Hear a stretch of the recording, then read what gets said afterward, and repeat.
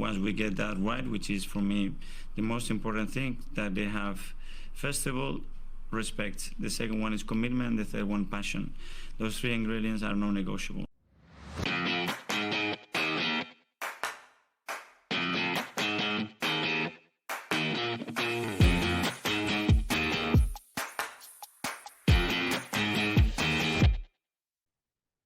Hello and welcome to the Non-Negotiables podcast. I'm Gavin, and today I've got a very special guest with me, a friend of mine for a long time, Elliott, better known as DJ Illness. Els, how you doing? Not too bad, mate. Not too bad. How you doing? Thanks for finally having me on. I know Els has been clamouring for a while to come on. An avid listener of the pod. Yeah, so he's been clamouring to come on. So I figured it was about time. So Els, let's talk a little bit, because you go to a lot of games, and obviously over the last few years being out in the States, I've not been able to get to many games. I think one of the things that everybody's been able to notice over the last couple of years is the difference in the atmosphere over there. Can you 100%. Tell me the difference between the atmosphere in, say, the end of the Wenger era to the Emery era and now where we're at now? Okay, so I think it was, to my memory, what was the season when we finished second? It was a while ago. It was the Leicester season? Was it 15, yes, 16? Yes, the Leicester season. So I decided at the Leicester season I wasn't going back. And I think we won 5-1. That was the last game I went to, because it was horrible. Like in the seat that I sit in is in the North Bank, and it was really, really toxic. And I'm telling you, people were starting to. I mean, in my experience, if you sat somewhere else, you might have experienced something different. But people wanted to argue about bloody the hot chocolate being sold. It was just horrible, like like anything possible. And then when I say I stopped going to every game at that point. And I'd go I haven't missed a Tottenham match in years. And I'd go or whatever, and it was just really bad. And there was loads of arguing, and it wasn't nice. And I don't think I'm telling you anything that you don't know. But I mean, it wasn't enjoyable to be in the stadium in my experience. So I kind of sacked it off. And then, obviously, that was at the end of the Wenger era. Unai came in for a bit, and there was like a slight lift, but that lasted all of about 30 seconds. And I think at that point, everyone was, I want to say this, in my opinion, rightfully unhappy. Like, we were all really, really sad. I mean, the way some people, the internet is the internet. Let's not talk about the internet. I'm just talking about inside the stadium.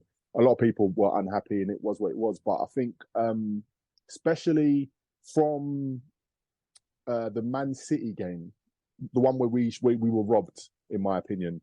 We lost the game late with that whole Rodri situation.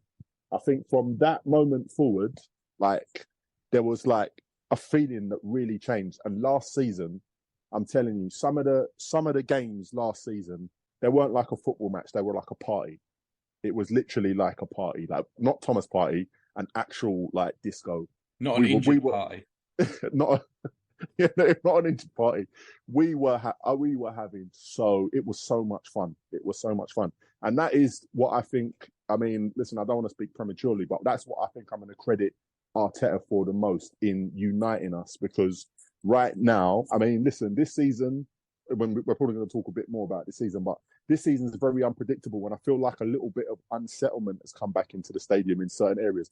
Not into the degree or even in the direction of where we were before, but it's not as much of a party this season as it was this time last season. I think maybe because last season nobody may have expected it and we were taking it as it come. This season, I feel like there's a bit of expectation given what we've just did to, go a bit further. And it's a little bit of tense moments. I wasn't actually at the game, but the Sheffield United game, my brother said was weird. He said like the vibe was just weird. Like, we won 5-0, but it wasn't like elation. It was just like, yeah, we expect this kind of thing. If that answers your question, sorry, I like to talk. Yeah, no, that's kind of a kickback to how it was in the early 2000s, though. It was like, where you go to the game and you're expecting to win, right? That's what we used to do when we used to go back then, right? You'd go in, we would expect to win, you'd expect to hammer teams, you'd expect to walk out. And it kind of kills the enjoyment, I think, sometimes, the expectations. Like last season, I think, is a season that's going to stand alone. I don't think we're going to have another season like last season, because for that season to happen, I think we needed the lull that we'd had before it. We needed it to be as bad as it was to get to the point where every game felt, like you said, like a party. Do you know what I mean? I think you had to suffer that low to get that high. Yeah, I mean, do you know what? No, you're right, 100%, 100%. You're right. I think I don't think we needed to. I was very disappointed, if I'm honest, in the fan base. I mean, at times I was toxic, but I don't think that football should ever be that bad. I mean, I remember vividly. I mean, we're going to talk about them later. Vividly, and I'll show my age as well. Me and your brother went to the cup final in '98 against Newcastle, and I don't know. I can't remember what position Newcastle were in, but you've got to imagine a few seasons before they were fighting Man United for the title. And then at that point, when we're playing them in '98, they're nowhere near it. And we've just won the league. And the attitude of their fans, I mean, they lost. We beat them 2-0 in that game. But they were together. Do you get what I'm saying? Yeah. And how we got to after the post-Wenger era, that weren't right, man. I wasn't happy with that at all. And that's why I said, you know what? This is putting a bad taste in my mouth. I'm not going anymore, like, for a little while. I mean, there's games that you just don't want to miss, but I just didn't go. I was like, nah, this is too much. But now, whatever we've got now, I just don't want us to lose it. Like, I really don't. Yeah, it's important to keep crafting that. It's important to keep the team together with the fans, right? Because that's the big thing. We've got a team now that we like. I mean, one of the reasons that Raya is having such a hard time really with, I think, a big portion of the fan base is because of how much we love Aaron Ramsdale, right? Like, that's the thing. You can't look at it through an objective lens, really, because your feelings for Ramsdale are there. Yeah, I'm gonna refrain from speaking on that because I don't like to be negative about our team. But do you know what it is for me? And what I like so much when you look at this team in different areas of the pitch, there are leaders. We were questioned for years and years. They don't have leaders. They don't have leaders. To me, listen, he may not be the best goalkeeper in the world. Aaron Ramsdale was a leader. Like, he will tell everybody, and he is not. And I think he commands the respect of the team to tell any player how he feels at any given time if they mess up. Okay, he's made mistakes. We're not going to say he's an angel, but I feel like every big team that win a tournament needs a player like that. And my criticism of Raya so far, and it's been 5 minutes, he doesn't seem to have that backbone. He appears sometimes like he's out of his depth, and I think we can feel it. I'm not saying he doesn't have the ability, but like that confidence, that reassurance, I mean, pick any title-winning team, and we'll talk about the goalkeeper, and we'll talk about them being a force. Do you know what I'm saying? Yeah, Ederson, even with Mad Jens, he had that, didn't he? I mean, he was never as good as Seaman, but he was definitely had that strength of character. His personality is unbelievable. I mean, you used to call it the layman when you saw goalkeepers clutching their ankle for no apparent reason in the 90th minute. It was like, it was his thing. So, I mean, if you look at it, all title-winning teams across the any team, not just the Arsenal teams, any of them, they've got big goalkeepers, big personalities. And I look at Raya, and I want to see that. That's what I want to see. Let me put it to like, I want to see that from Raya, and then the rest of it will work itself out, I think. But yeah, we do love Ramsdale. So on the subject of leaders, tell me what you've made of Declan Rice so far. Because I was a big fan of his before he arrived. Obviously, I was banging the drum before we got him. There was a lot of opposition to me in many areas. Moaning Imran, who was one of the one of the biggest opponents of it. He's come round completely now. What have you made of Declan Rice since he's arrived and his impact? Okay, so a little bit of history. I actually went back on my Twitter timeline and retweeted a post I made in 2020 or 20 in the COVID times. And it was all over the newspaper at that moment that Man United were going to get Declan Rice. And I said, I do not know why we are not fighting them for his signature. And it was after a game it was after we just beaten West Ham. And he impressed me so much in the game. I said, how can we just lay down? Because he was something that we needed.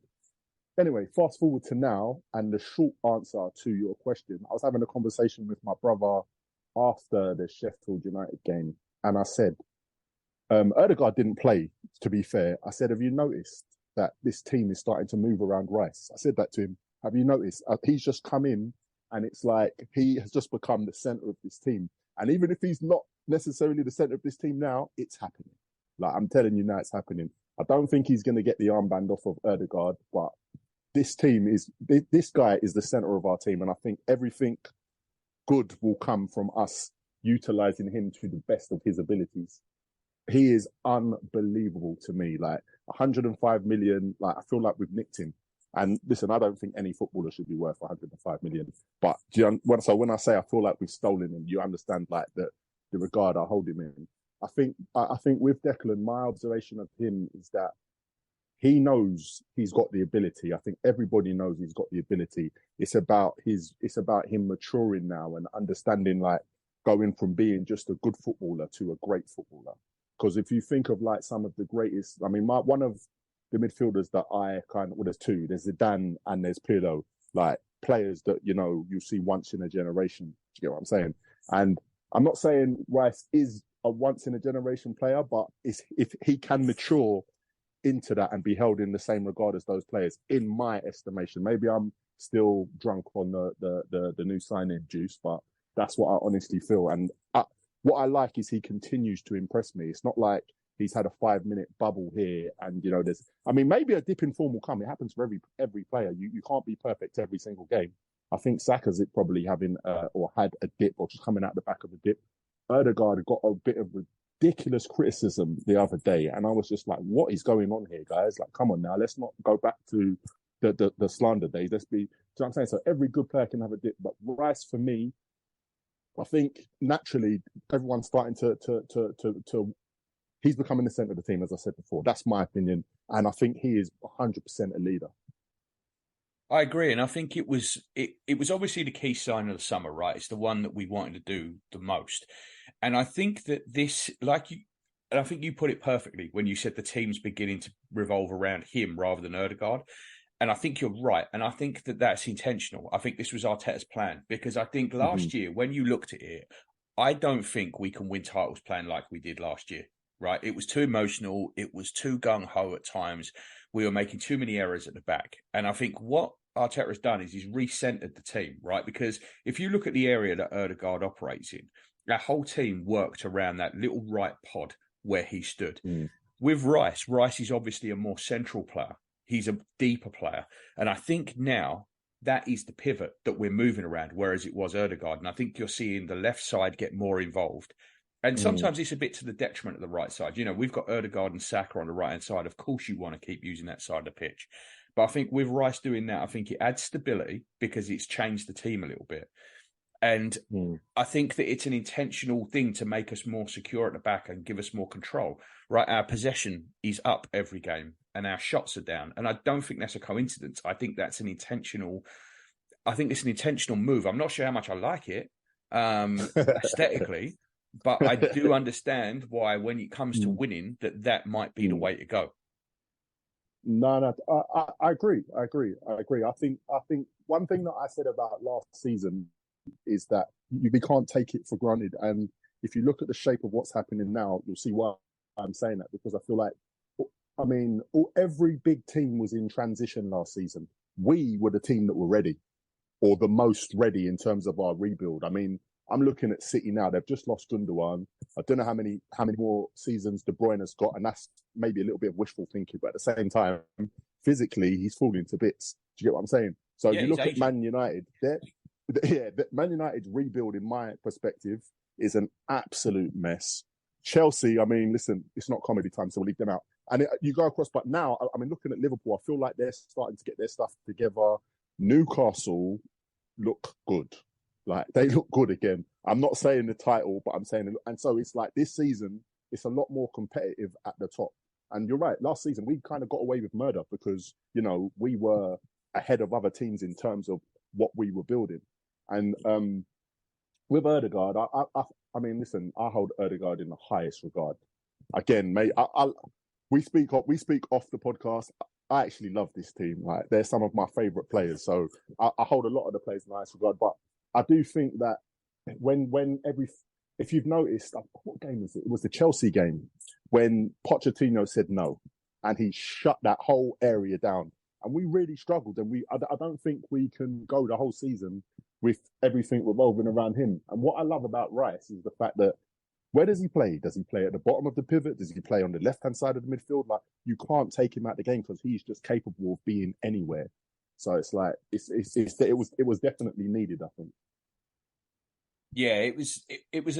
I think you could see this coming, right? Like, you can see Arteta likes to evolve his team. Everything he's done has been an evolution the whole way. It's the way he uses his left back, bringing Jesus in to be more of a link forward than a forward in like Aubameyang was. With Saka, you've seen Saka used completely differently. Saka now starts a lot wider than he used to. He really hugs that touchline before he comes in, but he starts really wide. So you can see these evolutions taking place, and I think this is basically just the next one. The worry for me at the minute, and this is the key point I think right now, is that without Jesus, I think we have issues, and that's not because I don't like Eddie, because I think Eddie's a good player, and I think Eddie would be a really good starting player for somebody, just not us.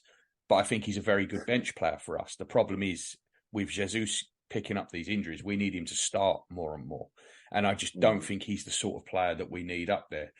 Do you think there's a chance that we maybe move for someone in January? I mean, I hope it's not Ivan Toney, but do you think there's a chance that we do move for someone like Ivan Toney, like a more recognised, established striker in January?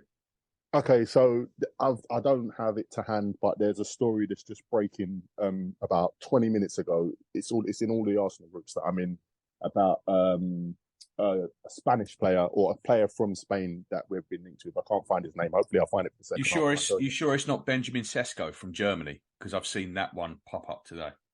It might be. I mean, okay. Well, I think it could be. You could be right. But anyway, we've been linked with someone today.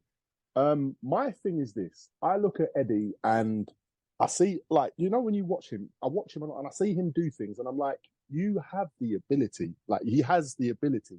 I think it's all upstairs with Eddie. Like, personally, like, I don't feel like a lot of times Eddie will score chances harder than the ones he misses.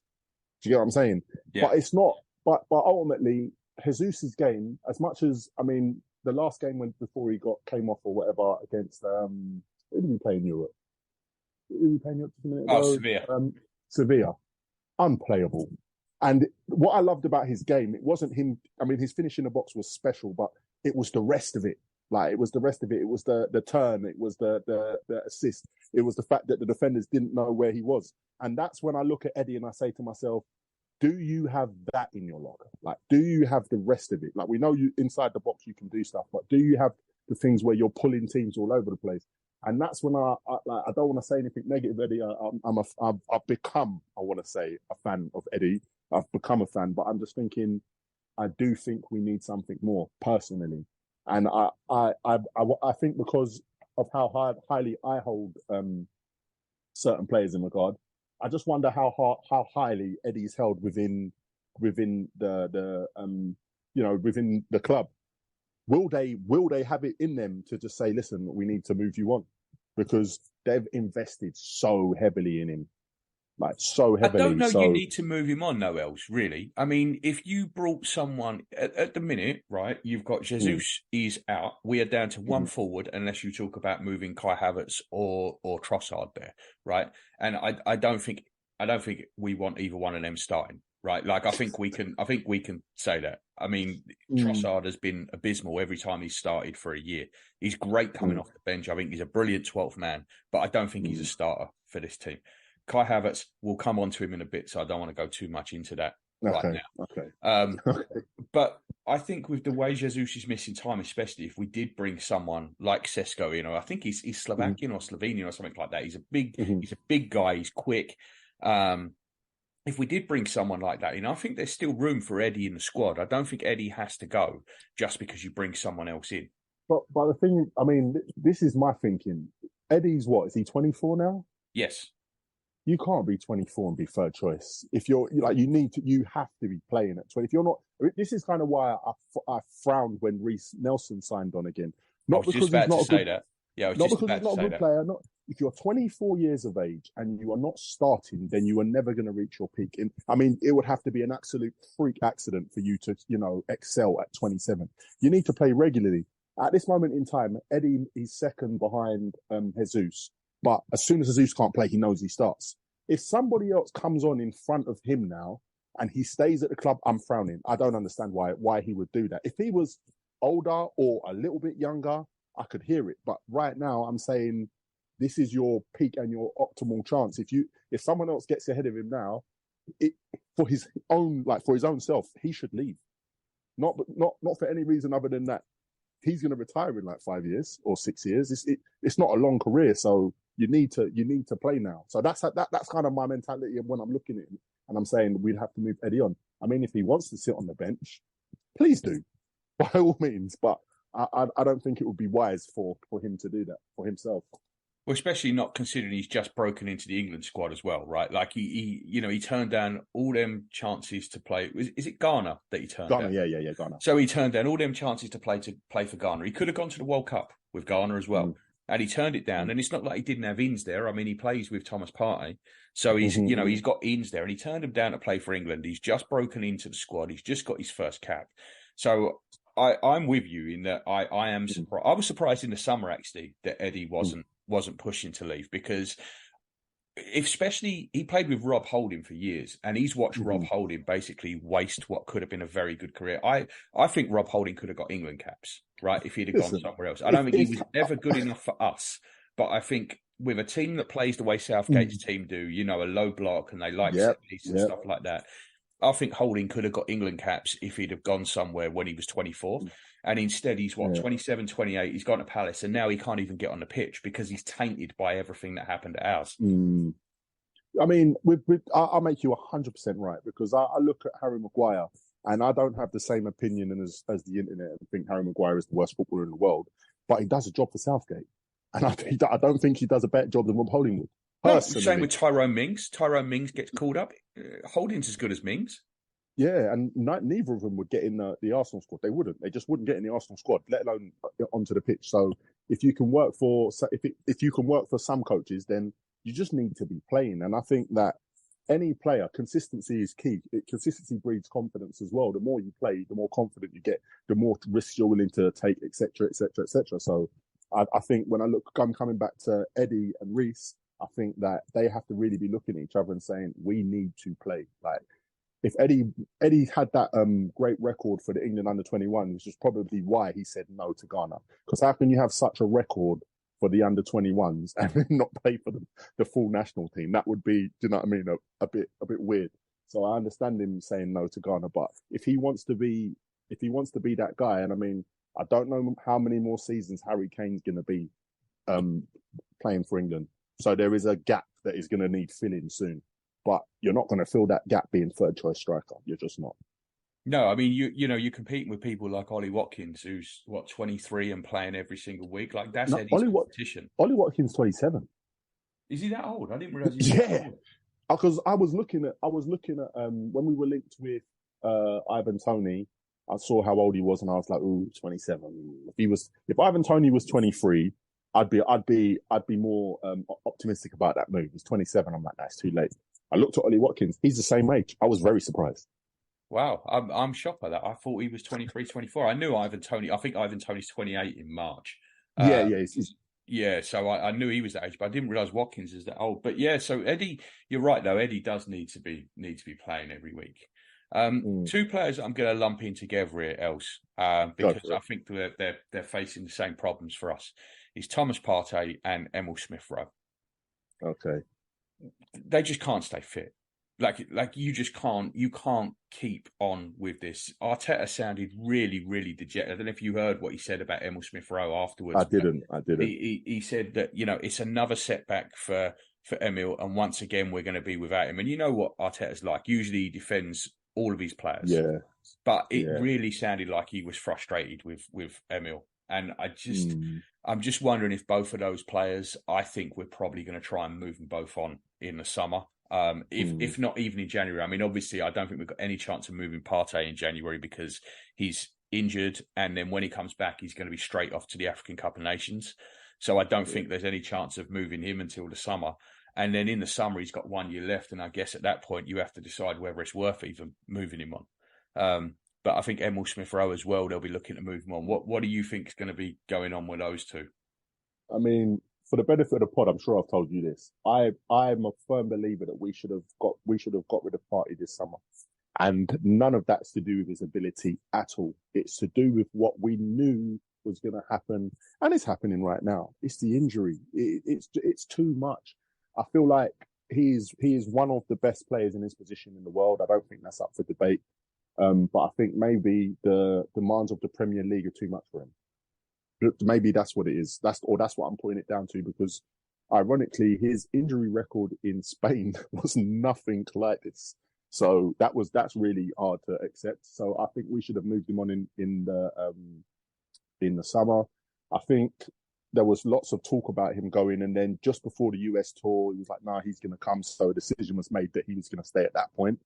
And now I think everybody regrets it, except from him, or maybe everyone regrets it, because what good is one of your strongest forces doing in the treatment room? Not even on the bench, just in the treatment room. With Emil, I'm heartbroken. I'm not going to lie, because he's one of the Haaland boys. It's Saka and Emil Smith-Rowe. I think Saka's got his own song now because Emil don't play anymore. Do you know what I'm saying? So it's like they've switched up or whatever, but it's just like, I think it's done. I think I don't want to admit it, but I think it's over. Like this injury, I think that's the end of it now, because we've got a title to win. We've got a Champions League to compete in. We will have an FA Cup. If we might care about it, we might not. We need a squad. We are playing twice a week, sometimes 3 times a week after once we get into January, and he's just not available. So we have to do something. Like we actually have to do something. It's not like it's not fair on the club for you to say, "Oh, we're just going to wait for him to get fit again." Do you know what I mean? Again, because this is like season number 3, or I think of him missing large portions of the season. So yeah, I think he's got. I think we need to do something. I do reluctantly. I think we need to do something. It's a shame, and I think we're all in the same boat with that. I mean, you've heard the pod. Juz loves Emil Smith-Rowe, but even he's at the point now where you just can't keep the best abilities availability, and you just can't keep on with people who just don't play. So with that, talking about squads and competition, else, let's turn briefly to the nightmare before Halloween or after Halloween that happened at the council house on Wednesday night. Now, you've got a lot of the same mates as me. We've got a lot of West Ham supporting mates, and it's funny because I love my mates, right? I want them to see them do well in all walks of life. I want to see their marriages succeed. I want to see them in nice houses. I want to see them doing well at work, getting promotions, getting pay rises. But man, I want their football team to suffer. I want them to get beat with 94th minute offside goals that get given. I want them to get relegated. Do you know what I mean? And that made this defeat even harder for me. Normally, Carabao Cup don't really care. Like, where does it really stand? It's kind of just above the Community Shield, and I think this year you can argue that it isn't, that it's below the Community Shield, because we played Man City, and that was a big hump that we had to get over. And I think the Charity Shield, even though it was a win on penalties, I think that was a hump that got us over the edge. Do you know what I mean? So I think even the Charity Shield, I think, is above it this year. But mate, I hate losing to them. Yeah. I mean, I think psychologically, that Charity Shield win was very important for us. It was very important for us because we were kind of coming in. Our confidence had been knocked by the end of last season, and that was like, okay, so we're with them. We're in it. Okay, we won on penalties, but it was what it was. But something told me, in all honesty, not to watch that game. Something told me I don't miss a minute of Arsenal. Something told me, don't watch that game. You've got things to do. Don't watch it. Turn it on at halftime. And I think by the time I turned it on, we were 2-0 down. And I said, yep, I'm not doing this to myself. And my phone blew up all the way from that point. I mean, up till yesterday, I was still getting messages. And I'm not saying this because we lost the game, but I'm saying this because I feel like sacrifices have to be made. And it's not an excuse for that performance. It really isn't. I mean, I've watched it back. I'm not impressed with a lot of stuff. I'm really unhappy with the criticism that Ramsdale got. I'm really unhappy with that. I don't feel like any of them goals were like really bad Ramsdale mistakes. One of them looked bad, but it was a deflection right in front of him that he kind of adjusted to or whatever. So I'll give him the benefit of the doubt on that. But I think that sacrifices have to be made, and there's no way that we can compete in all 4 competitions. I'm intrigued to see what our attitude to the FA Cup will be like, if I'm honest. I'm really intrigued to see how seriously we're going to take that, because we're definitely taking the Champions League seriously. That goes without saying. And the league is something that we're really in. So I'm not sure what we're doing. But yeah, it's very bitter to lose to the noisy neighbours. It is very bitter. With regards to their team, obviously it was a very, very rotated team. This is the sort of team that we've seen in the Europa League for the last 5-6 years, and we just never play well, right? Even when we win, we don't play well. These heavily rotated teams, and it's understandable, right? They don't play with each other all the time, so you don't get them automatisms, as Per Mertesacker always used to call it. Are you a bit worried about that? Like the fact that when we put players, like I think that 11 we put out should still have been good enough to beat that West Ham team. But 100%. we weren't even at the races. And it seems to be every time we rotate like that, it happens. Because how bad were all them Europa, especially the Group League games, where we rotate? It's painful like to that. watch. I mean, the stadiums were empty eventually, but like no one wanted to go and see it. There's two. Because this is the thing. This is what I say about our mentality. How bothered were we in that game? Like, how bothered were we about that competition? But then players should be else, because they're players that ain't playing in the league and they ain't playing in the Champions League, so they should be bothered by that. But they've cost themselves more games. Basically, they could have another 4 or 5 games this season that they're going to now lose out on because they're just they're not going to. How often really is someone is Reece Nelson going to start? Yeah, he's not going to start very often at all. He's not. But then that makes it worse. In my opinion, that makes it worse because we had, and I looked at the 11 and I said, okay, we've rotated, was it like 5 or 6 changes or maybe even more? It was 6, but it was 6 changes to an already weakened team because we'd already made changes for Saturday, haven't we? Yeah. So I'm just like, this is not acceptable. Like, this performance is not acceptable. We should be doing better. I mean, by the time I put the game on at the end, we had them pinned into their box, basically. And eventually, obviously, Odegaard scored the consolation goal. But that's not acceptable. And that is a little bit worrying. And the reason why it's worrying is because the amount of games that come from December till from December, like there's a block of games every 3 days. And then we get the FA Cup coming. And it's just all of these players are going to play. They're all going to play. And they can't perform at that level they can't. They have to do better. So that is kind of alarming. And I just felt like nobody cared because it's the Carabao Cup, and if we win, we win. If we don't, we don't. But if all of you guys really want to play and do well, and that's the best you've got to offer, that is worrying. Yeah, it just seems like you take certain cogs out of this team and it kind of falls apart. And I understand that you're always going to have single points of failure, but I think how quickly we've become dependent on Declan Rice, I think a big part of that is to do with Partey's injuries. But we also rely heavily on Saliba to get out from the back, right? Because like you saw at the end of last season, a lot of our problems were because we simply couldn't get out from the back. It was starving Odegaard and Saka of the ball because without Saliba there, we couldn't get down that right-hand side. I mean, talking about players that we love again, he's brilliant. I don't know how you get a better player to come in and sit behind Saliba, because I mean, I don't want to jinx it, but he seems to be very much available at the moment. He was available for everything last season until he wasn't. Do you know what I'm saying? So I don't know how you get around that problem, but it is definitely a problem. We cannot be that reliable on not being able to function when one player is missing. And I don't have the answer. I genuinely don't, because he's brilliant and he plays and he plays and he plays just like Saka seems to play and play and play. But yeah, it's a huge problem getting out. I don't know, man. I don't have an answer. I genuinely don't. But we need to do something.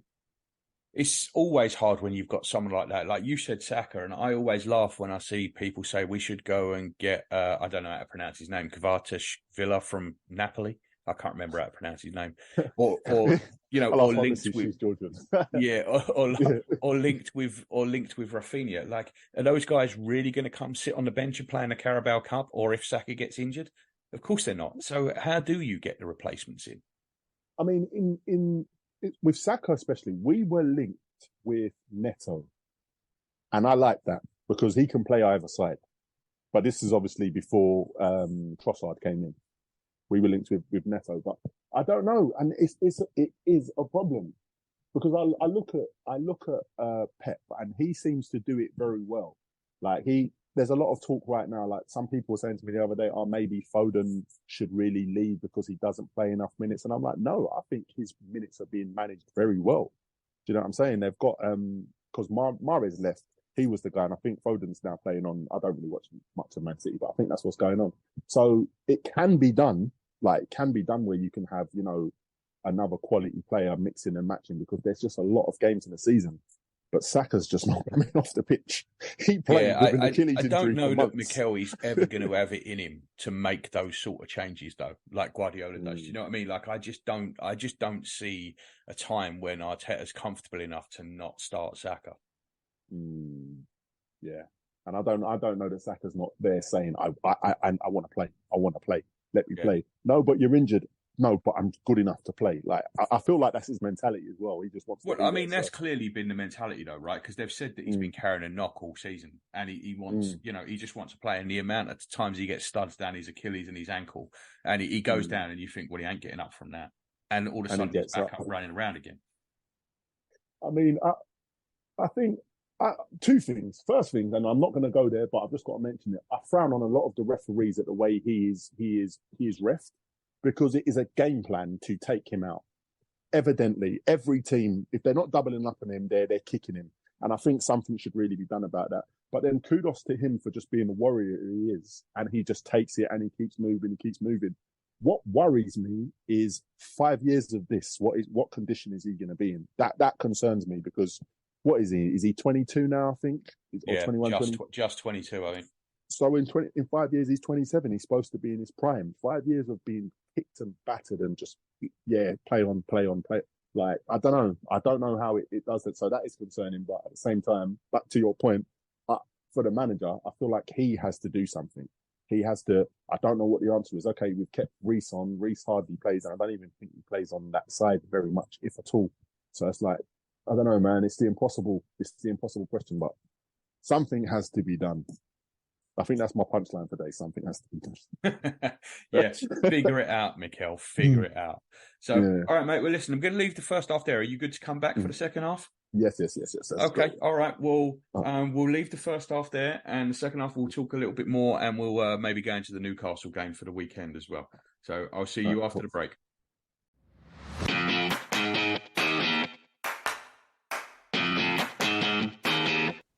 Hey guys, just a couple of quick halftime messages for you.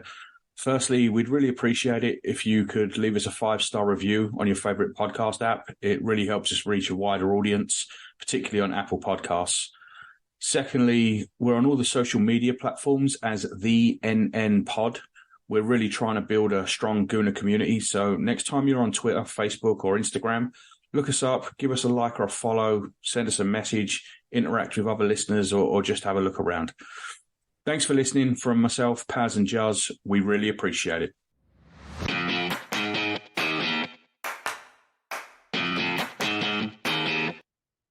Welcome back into the Non-Negotiables podcast. This is part 2. Els, so we ended the first half talking a little bit about rotation and players coming in. One player who's been in and out, who wasn't signed to be that way for sure. He was signed to start, but that seemed to end pretty quick. Is Kai Havertz. I've been really disappointed with him on the ball. I think he works hard off the ball. I think he cuts off passing lanes well. I think he works well with the press and how we trap. I just think the quality hasn't been there on the ball. I'm not sure. I haven't seen the dribbling. I haven't seen the passing. I just don't see what Mikel really saw in him. First off, does it look different when you're in the stadium to how it looks on TV? And secondly, what are your thoughts on this and where do you think it can go? Personally, I think it looks worse in the stadium than it does on TV. If that's even possible, that's what I think. With Kai Havertz, where do I start?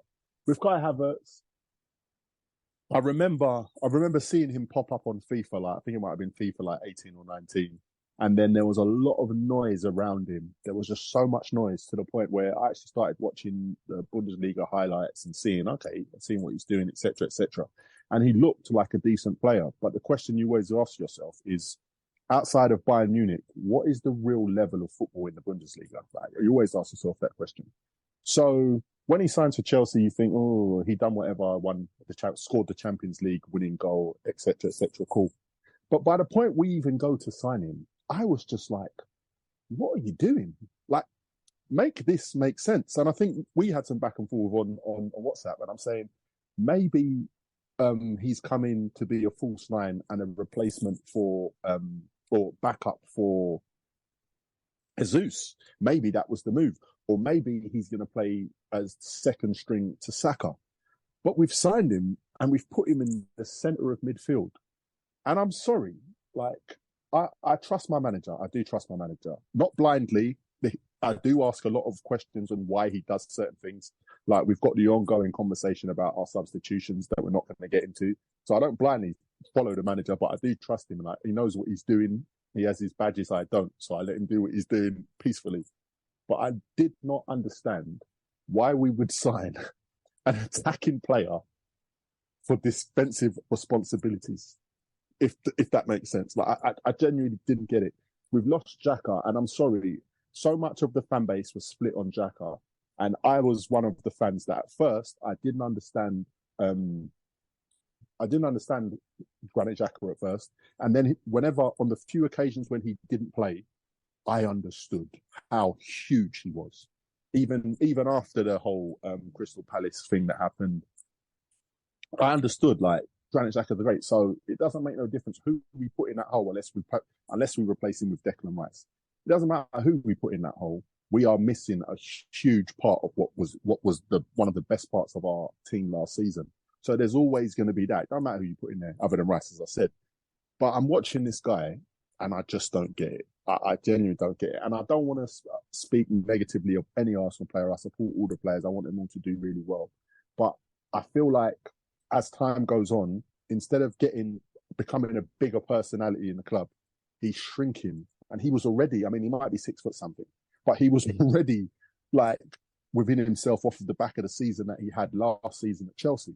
And I'm just looking at this and I'm like, I mean, look, I remember 4 or 5 seasons ago thinking Eddie Nketiah will never play for Arsenal. He will never, like, I use the word never. Eddie Nketiah will never start for Arsenal. Like, we're going to sell him. We're going to get somebody else. And look at him now. Do you know what I'm saying? Like, he's scored a hat-trick the other day. He's doing his thing. We can rely on him. We trust him a lot more than maybe we did 4 or 5 seasons ago. Havertz ain't going to get 4 or 5 seasons. And if he gets 4 or 5 seasons, something is majorly wrong. We have spent £65 million on a player. And I hate price tags. I do hate price tags because you're either a good footballer or you're a bad footballer. The price tag is just between the clubs. But it can also become a statement of intent. And when you put that kind of statement intent down on a player, you need to understand, or you need to be able to visibly see, or even if we can't visibly see, he needs to be able to contribute to performances.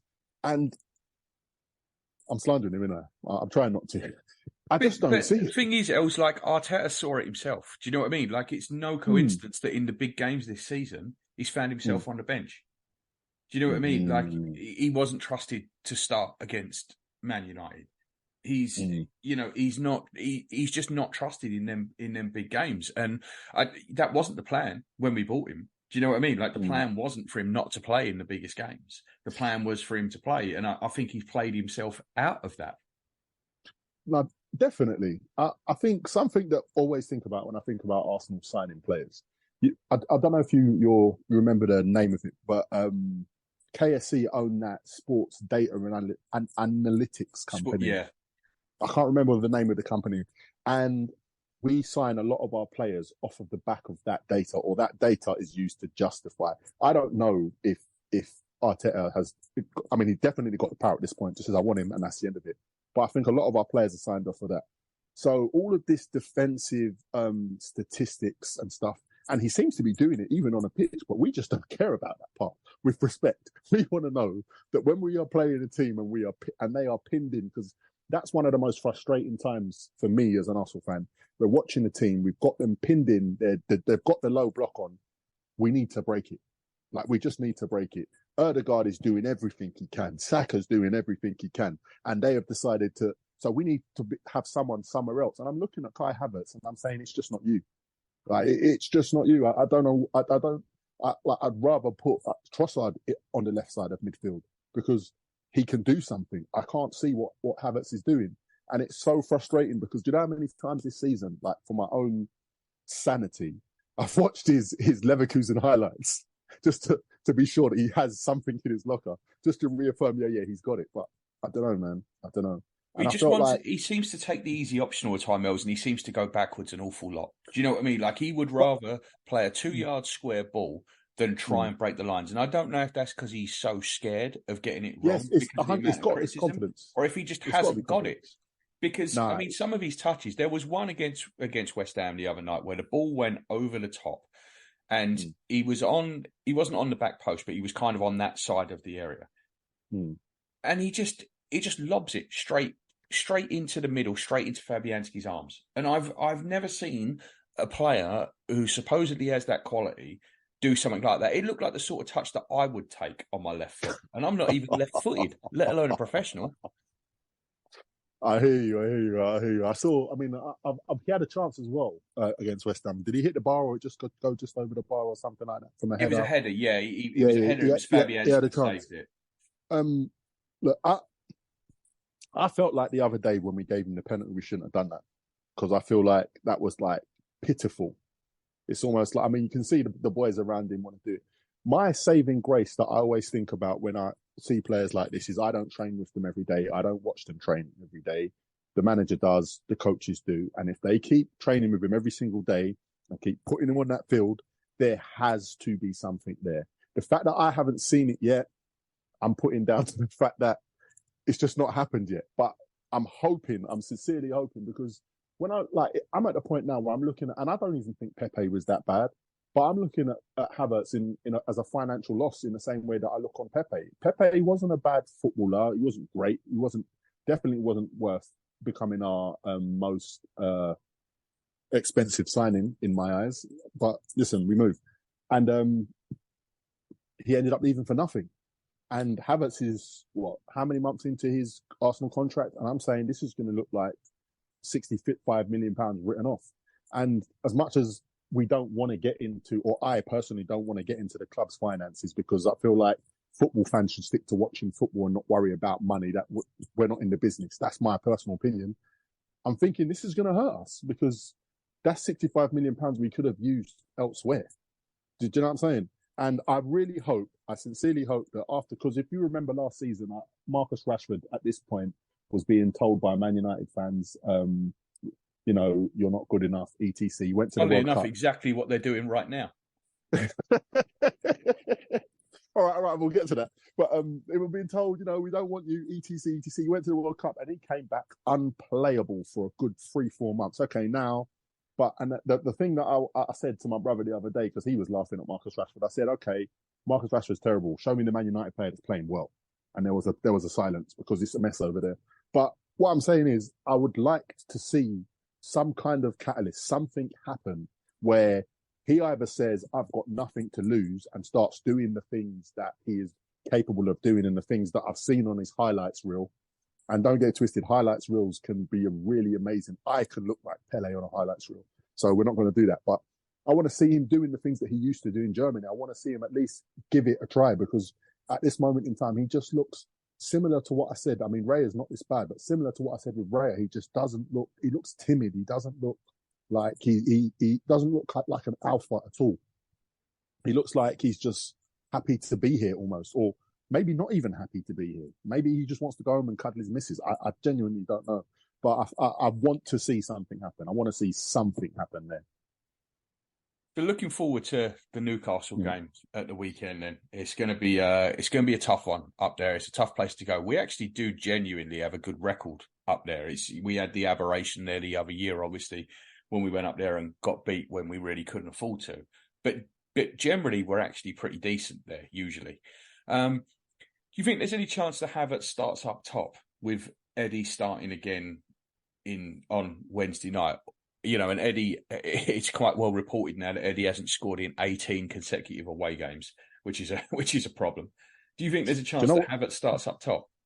Do you know why I like these statistics of people not scoring? Because there was also a statistic that Eddie hadn't scored as a substitute. That's right, before the Fulham. And then he came on at Fulham and he done his stuff. So I'm happy. So Eddie, let's go, Eddie. Let's get an away goal.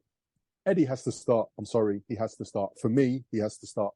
Unless we're gonna do something like play Jorginho and do something really weird that I can actually see happening. But I wouldn't be mad if Havertz started up top. I wouldn't be mad if Havertz started up top. I just think that you've just scored a hat trick. Okay, we're gonna excuse Wednesday night. You've just scored a hat trick. You're hot. You should start the game. Do you know what I'm saying? And we should figure out how we do it. But if he does it, because I think Newcastle in this moment, they've just slapped Man United. Before they slapped Man United, I can't remember who they beat, but they're on form. They're on song.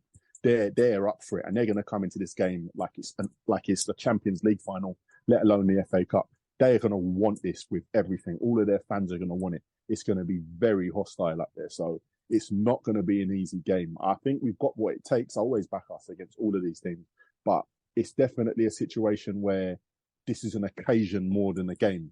So all of all of that part goes out the window, and you really need to be ready for what you're about to face. So it will be interesting. I can't call it, but I think you have to start Eddie if he's just scored a hat trick. I do.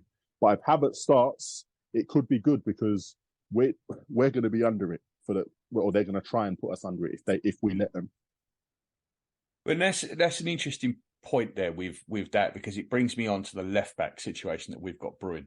I am a huge Zinchenko fan. To me, if Zinchenko is fit, Zinchenko should play. However, I don't think he's going to play on Saturday. I think he's going to play Tomiyasu. I think that's why Zinchenko started on Wednesday night. I think that there's probably some thought to Newcastle being good from set pieces and Tomiyasu adding that extra bit of height, that extra bit of strength. Tomiyasu also stays home a lot more than Zinchenko does when Zinchenko goes off on a wander. Although I do think it's important to point out that Zinchenko is told to do that. Zinchenko doesn't just do that on his own. You don't play for Arteta and then just wander off wherever you like. He's told to play like that. Do you think Tomiyasu is going to start, and would you do it? This is another situation again where we've got to think of the occasion more than the game. I think it would be wise, a bit of wisdom. I think it would be precautious, not wise. It would be precautious to start Tomiyasu. I think Tomiyasu has been brilliant this season. He's just won Player of the Month. I think he's been brilliant, and I'm so happy for him, given his injury record at the back end of last season and his in and out. He's been in that. He's been brilliant, but I think it's down to whether Arteta says, I'm going to come here and we are going to go for it, or we're going to try and weather a storm and then win. Because I'm with you. If Zinchenko is fit, he starts. It's not a discussion. It's not a debate. It just is what it is. Sometimes I watch Zinchenko play and it's like watching a Rolls Royce cruise down the road. He is just in a different gear to other left backs and just other players on a pitch, full stop. Like he's one of the best players in the league, I will say. One of the best players in the league, because if you don't want to play left back, you put him in midfield, play him where you want. He's brilliant. So I think it's down to the mentality that we have going into this match. If we do play Tomiyasu, I won't be mad at it, but I would probably start Zinchenko if he is fit, because I don't think we should go there scared. Because if we go there scared and they feel it, they're gonna go mad. They're gonna really be onto us. So yeah. I don't know. I think there's a partnership thing as well to think about here, Els. I think, in my opinion, I think if Zinchenko starts, I think it's important to play Rice in that six, because he's got the athleticism to get in there and cover, whereas Jorginho doesn't. I think if you're going to start Jorginho, and I would never start Jorginho, so there's no debate from my side. I detest starting Jorginho. But if you're going to start Jorginho, which I think he's going to do, I understand starting Tomiyasu, because then Rice is going to play as kind of the left eight. And I think that's what he's going to do. Here's the thinking. For the reasons that you wouldn't play or you wouldn't justify starting Zinchenko, is exactly the same reasons why Jorginho cannot see the pitch. Because they will go straight past him like he is not there. Newcastle's midfield are bullish. And that's what happened at Chelsea. That's what happened at Chelsea, right? He just got bullied out of it. The game was too fast for him. It was way too fast for him. if they see his name, they will be like wolves. They will be licking their teeth. And no disrespect to Jorginho, he's just physically not where he was a couple of years ago. Do you know what I'm saying? That season when Chelsea won the Champions League, I thought he was brilliant, Jorginho. And I'm not one of these players that are going to say he's a terrible footballer. He was a very good footballer, but he just doesn't have the legs anymore, in my humble opinion. So I think that if you're gonna take Zinchenko out, you cannot play Jorginho. It can't be an option. And this is our problem. So then you're gonna play Rice there. Who are you gonna play beside him? Who plays on the left side?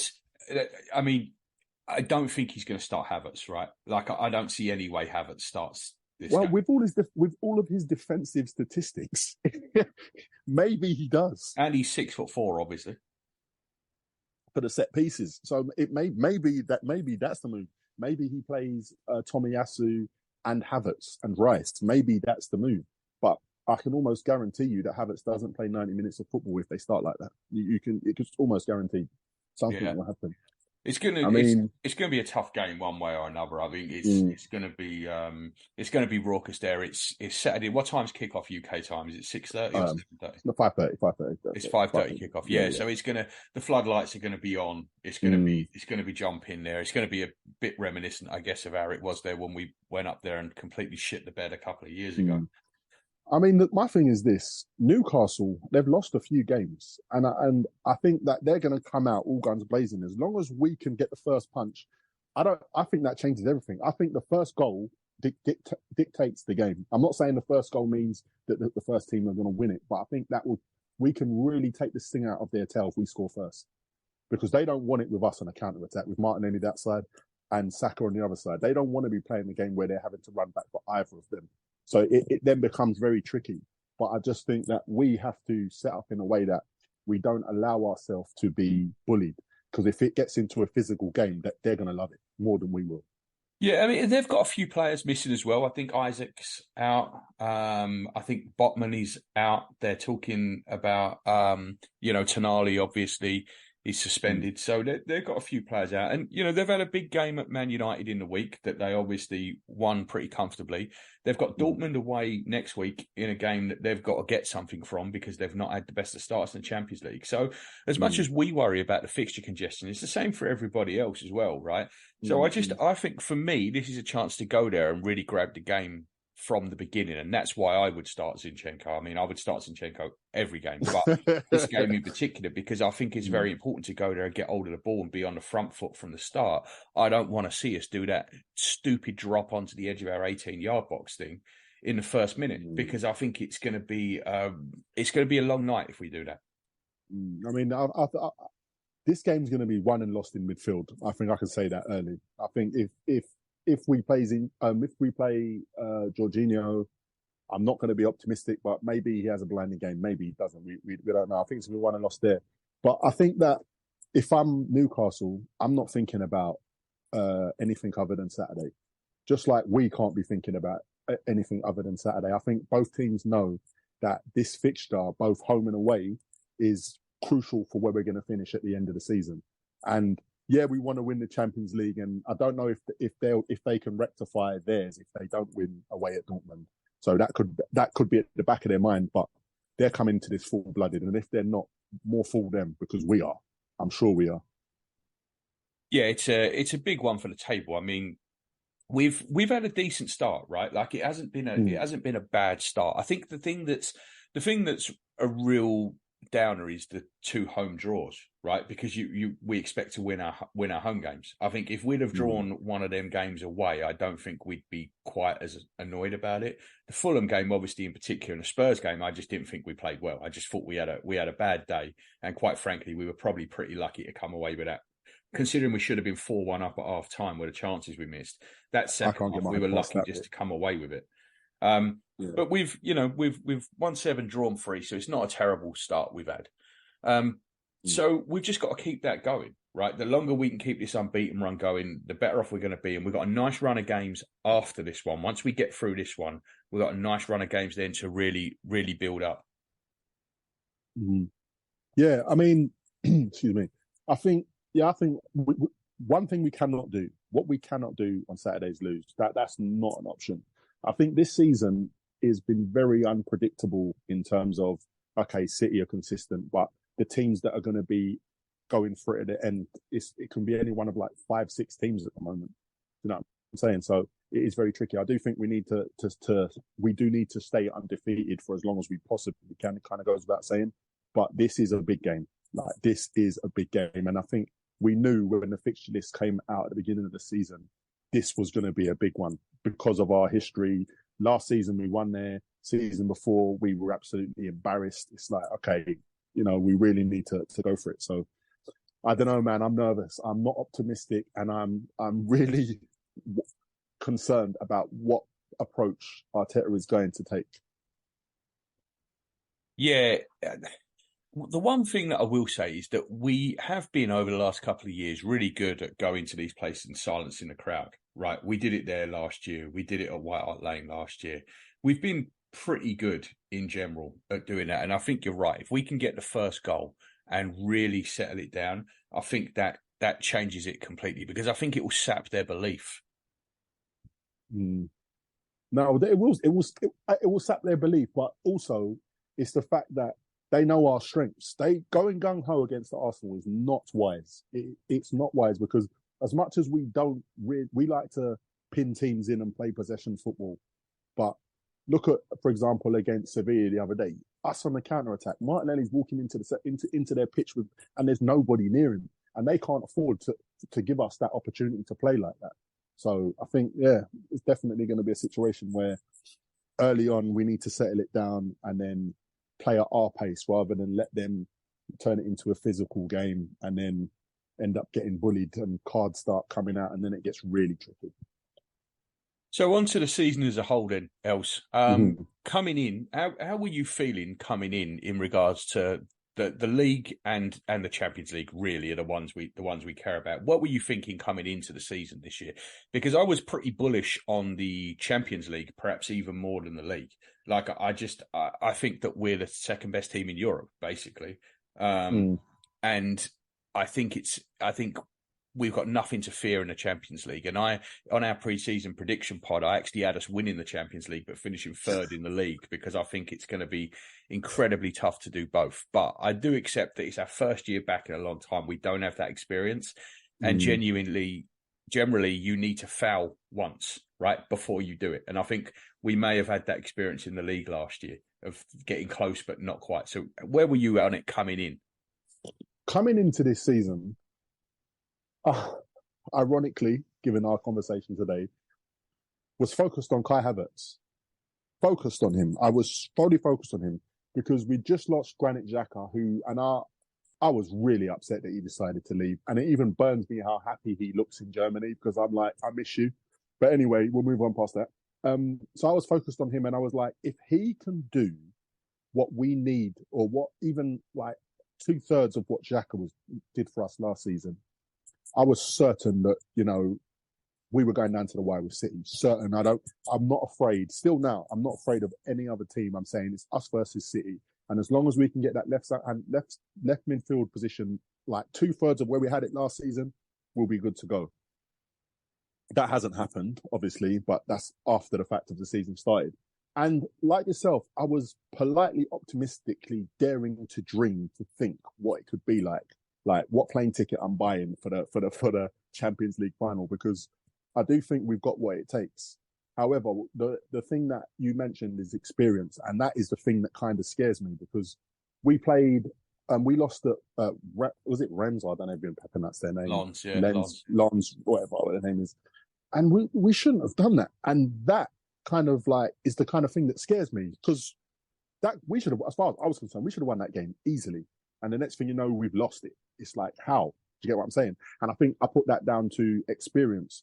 So I'm confident that, like, I think as long as we get to, or even the beginning season, as long as we get to the quarters or the semi-finals of the Champions League, it's been a successful campaign. I want to win it. I think we can win it.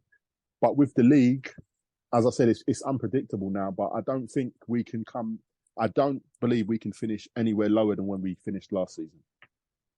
That was kind of and that's a high bar, but that's kind of where I thought we were at. Yeah, it is a high bar. I think Liverpool have sorted some stuff out, right? Like Szoboszlai looks like a really good player.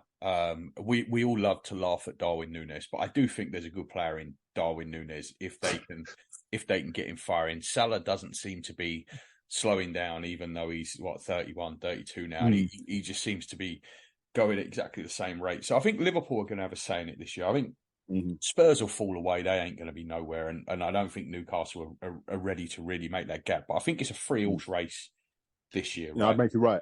Today, I would make you right. Because I'm even, I mean, as I said earlier, Chelsea is hilarious. Man United, wow. I don't think that their manager's going to last very long. And it is what it is over there. So it's us and them. And do you know what? I've got to give a shout out to Unai Emery as well, because he surprised me. He's like, I had him gone this month. I thought he'd have been out the door at Villa this month, but he's still there. So fair play to him. Yeah, it's a funny one, Emery. We've talked about him a few times on here because it was a particularly unhappy time for us, right? Like even when we had that spell at the start where what was it, 11 straight wins or something we had, but they were all by one goal and we were playing fucking awful football. And it was like 35% possession and we were being outshot 19-3 and we'd win 1-0 and we're all going, what the hell is this? We've never seen this before. And but it caught up. But I just think that with a manager like Emery, right, I just think he was just at the wrong club at the wrong time, right? Like PSG was too big a job for him because of what they wanted to do. We were too big a job for him because of the size of the club we are. And he was also following Arsene Wenger, which was, even though the end of the Wenger era was toxic, like we said, even though it wasn't particularly great, following Arsene Wenger was going to be an impossible job for anybody. And I'm actually glad that Emery gave us that buffer before Arteta came in. Yeah. It goes without saying, the next man in was never going to be good enough. It was never going to be good enough. If Arteta had come straight in, he wouldn't have been good enough. And as much as we all, fell out of love with Wenger, the majority of people that have fallen out of love with Wenger have now fallen back in love with Wenger. Do you know what I'm saying? Because you remember the whole career, not just the last couple of seasons or whatever. But yeah, it was an impossible job. And I feel like, that's kind of an issue. I mean, even for certain players, when you step into the shoes or you fill the void of a great, I mean, I'm not sure who's playing for Barcelona now that Messi's gone, who filled, Eden Hazard went and filled in for Ronaldo when he left. And it's just like, it's never going to work because there's like, the sentimentality of it all and the romance. Do you get what I'm saying? But I think that the way things have worked out have been brilliant. And the one thing, as I said, I think I mentioned earlier, what Arteta has done, he has brought us back to focus, back to almost like a United club, a United fan base, and all of these things. So it's like it's a good time for us. But credit to Emery for lasting longer than I thought he would have. Yeah, to go back to it, what I was going to say is that I think he's just found his type of club, right? Like he's a Sevilla manager, he's a Villarreal manager. He's not a Barcelona or Real Madrid manager. In the same time, he's not an Arsenal manager. He's an Aston Villa manager. I think he's found the right club for him, and eventually it will wear off, right? Because it always does. No one can do this long term at that type of club. It's just the way it is. We knew Leicester were going to fall off. They've fallen off. Brighton are going to fall off. It's just the way it is. It's just the way it happens. But at the minute, Emery's on the crest of a wave, and they are going for it. He's riding it till the wheels fall off. I mean, what I think is interesting, and I've kind of got my eyes on, is the length of time that a manager actually lasts at a football club these days. Because Alex Ferguson was there for donkeys and donkeys and donkeys. Wenger was with us for years and years and years. And I'm looking at Pep Guardiola and I'm saying to myself, how long do you reckon he's going to stay at that club? Like, he's got nothing left to do now. Do you know what I'm saying? Like, are managers as sentimental and as attached in today's football as they used to be when it's good as well as when it's bad? Do you know what I'm saying? Because I don't know. I can't imagine another manager lasting at a football club for 25 years. I just can't imagine it. So Guardiola's a funny one because he's always moved on. Do you know what I mean? Like he moved on from Barcelona. He was at Bayern for what, 3-4 years. I didn't think he'd last this long at City. I mean, they did build everything around him, right? Like they started Literally years before. Yeah, they started years before him by bringing in Cheeky Bagheerstein, and all the Barcelona lot, all the people that he's comfortable with. Pep was almost the last piece that they brought in of the upper management. They put all that stuff in place. They built that project in a lab. Right, make no mistake about it. That's why there's no romance about it. That's why there's no warm, fuzzy feelings about it. It is built in a lab. They just cherry picked all the people that Guardiola liked and worked with at Barcelona. Then they pulled in the best coach in the world. And then they said to him, here's £1 billion, go and spend it on right backs. So that's what they did. So it's built in a lab. That's why you haven't got the feeling around it that you have with the way that we've built our project. We've spent money, don't get me wrong, but we've spent money on young players, up and coming players. We've got a first time manager. We didn't go and get the manager that had been manager of Lionel Messi and the manager that had won it all. That's not the way we did it. We built a different way. And I think it gives you a different feeling. And to me, it's a better feeling. And it also makes me wonder how long, I mean, I don't even want to put this in the air, but it's in my brain, how long we will keep Mikel for. How long will he stay here for? Will he be the one club manager, or will he start getting itchy feet at a certain point and say, what else is out there for me? It's very interesting. It is. He seems to have a really deep feeling for the club, a really deep feeling. And it's interesting because he's played for Paris Saint-Germain, right? He also obviously come through La Masia, so he's played at Barcelona. He's been an assistant at Man City. If you were to look at it and you would say, if you were an Arsenal manager now, what clubs could possibly tempt you? You'd go, well, Manchester City, maybe. Well, Paris Saint-Germain have got all the money in the world. And obviously Barcelona. And then you maybe throw Real Madrid in there. So out of the 4 clubs you think he might possibly go to, 3 of them he's got personal links with. Yeah, it's a problem. I mean, I don't think anybody with any ambition to do something goes to Paris Saint-Germain. I mean, that French league, no disrespect, but complete disrespect is pointless. You go there, you warm up in the French league, and then you play in the Champions League. Just like you go to Bayern, you warm up in the Bundesliga and you play in the Champions League. But the other clubs, that's a problem. That's a problem. That's a problem. But we'll see. And I'm just so grateful for Mikel and what he's done at Arsenal, that whatever he decides to do when the time comes will be okay with me. But, hopefully before that day comes, he puts the crown jewels where they need to be in our trophy cabinets. That's the main thing. Yeah. So, quick question: you can only choose one. You want the Champions League or you want the title this season? Champions League. Yeah, I agree with you. I've seen him. We have seen the Invincibles. We have seen it. That will never be topped. I mean, listen, it will be nice, but it will never be topped. I ain't seen that yet. You know what I mean? So listen, my plane ticket is just tell me the destination. I'm there. It's at Wembley this year, so you better get the spare room ready because I might be crashing at yours. All right, say no more. I did know that. So if we make it, I'm there. I'm 100% there. I just hope I don't get robbed getting into that ground, but I'm there. And I'll definitely. And it sounds bad. Like I don't even buy into it when fans say, like Chelsea fans, like some of the worst people in the world, say to me, "Oh, but you've never won the European trophy." That really doesn't bother me, because I just respond and say, "But is your title gold?" And then they try and find something else to talk about it. But I'd just like to see it. I would just really like to see us win the Champions League. Like I just really would. For no other reason, the fact that it would be the first time. Yeah, it's something that we've, a European history is not good enough for a club of the size that we are. It's really not. We've let ourselves down again and again in Europe. I mean, we remember the Wayne Bridge night, obviously, which is probably the worst night supporting Arsenal. So it's not been good enough. So I'm in agreement with you there. I think it's Champions League. The Champions League's the one I want. I won't say no to the title, but the Champions League is I'll take them both. The one that I really want. All right, mate. Well, thank you very much for coming on tonight. I appreciate it. Short notice as well to reschedule around and jump on, so I appreciate it. So, cool. Well, enjoy the game on Saturday. Hopefully, we'll win, and we'll have you back on soon. I'll have you back on with Juz and Paz one night as well. They're not around. They're not around right now. They've got a load of stuff going on, but we'll have you back on again in the next few weeks. So, all right, man. Thanks a lot, man. Take care. Thank you. See you later. Wicked. Nice. Bye.